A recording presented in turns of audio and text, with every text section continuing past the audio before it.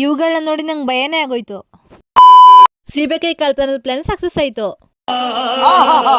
ಆದ್ರೂ ಏನೇ ಹೇಳಿ ಕತ್ತಿನದಲ್ಲಿರೋ ಖುಷಿನೇ ಬೇರೆ. ಮರುದ್ ಓನರ್ ಏನಾದ್ರು ಈ ವಿಡಿಯೋನ ನೋಡಿದ್ರೆ ನಮ್ ಕತೆ. ಆದ್ರೆ ನಮ್ಮೂರವ್ರು ತುಂಬಾ ಒಳ್ಳೆಯವರು. ನಮ್ಮೂರಿಂದ ಬಸ್ ಹತ್ತಿ ಮಳವಳ್ಳಿಗೆ ಬಂದ್ರೆ ಬಸ್ ಸೀಟು ಹಿಂಗಿತ್ತು.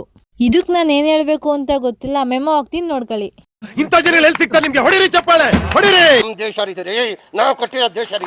ನಮ್ ಜನಗಳನ್ನ ನೋಡಿ ಕಣ್ ತುಂಬ್ಕೊಂಡು ನಾನ್ ಬಂದಿದ್ದು ಕಾಲೇಜ್ಗೆ. ಕ್ಲಾಸ್ ಅಟೆಂಡ್ ಮಾಡೋಣ ಅಂತ ಹೋದ್ರೆ ನಮ್ ಮೇಡಮ್ ಯೂನಿಫಾರ್ಮ್ಗೆ ಮೆಜರ್ಮೆಂಟ್ ಕೊಡೋಗಿ ಅಂತಂದ್ರು.